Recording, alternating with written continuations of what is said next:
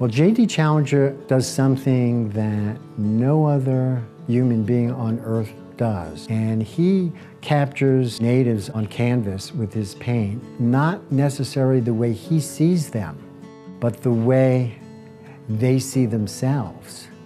And that is so important because the image we have of natives, most of us, we've gotten from either cinema or television, and all of a sudden we're seeing the natives the way they see themselves, which is an art form all of its own. In addition to that, he's just an amazing painter. So we get to experience several layers of his talent all at once.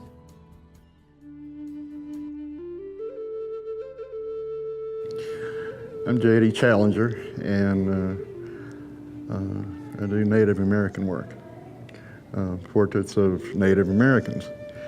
And in case you haven't figured it out, I'm not Native, but I grew up with it. And I actually had a grandfather by marriage. It wasn't a bloodline, but it was full-blood Choctaw. And when I was a kid, he was I was his little buddy. And he had obviously Native friends. They had Native kids. So somewhere in my early development, my best friends in the world, even to this day, are natives. And they come from all different tribes. I have been very, very blessed to be introduced and live this culture. It's quite an honor. It's a responsibility that I take very seriously. And whatever I'm doing with the work has to be right. It has to be pleasing to Native Americans. The different models I use, they're all brothers. Some of the relationships goes back 30, 40 years. I literally have met and visited and became part of their family too, my wife and I. And I probably have been through about every ceremony you can think of. And there's a big push now with all the natives to keep these cultures alive. You know, historically, be it, the crafts, the stories, the tradition. And it's very important that that's being handed down because in some instances, these groups are getting smaller. I guess in a way, I'm trying to do my part in all that. The people that you see in this work, they're all real people. Look, if you're in my studio or if someone's coming in, I put my ideas to the side and I go, okay, what do you want to see? It's your story, it's your culture. Tell me what are you thinking about?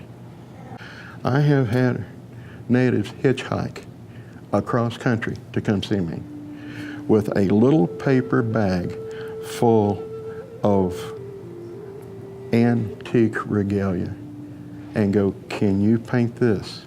This belonged to my great whatever. Tell me about it. Well, the story goes, whatever that story is. And I will incorporate that into a piece. I'm calling this like the Painted Lodge series. What you see, the designs, the symbols, the animals, all that, even the colors, is not made up. As you start researching it, and the different tribes, did different things. It was the women who basically put the teepees together, the lodges. They put them up, they took them down, they decorated them. And I have had a ball with these teepees. They're a little on the more contemporary side, which gives me a little more freedom. And I'm using a lot of gold leaf, silver leaf, copper leaf. I mean, not paint, the real stuff. What I am painting is not white man's version. This is from them. One brother actually was buried with one of my prints.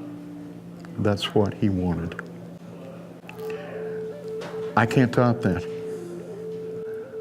I have had a career that I could not have even really dreamed about. And I've been able to do things that is like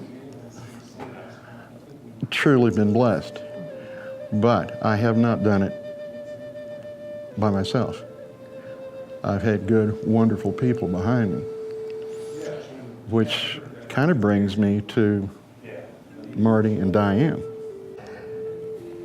Exposures International is an absolute blessing. I mean, it doesn't get any better than this. It really doesn't. And I've been in galleries around the world, so this is where I'm at. This is where I'm going to stay.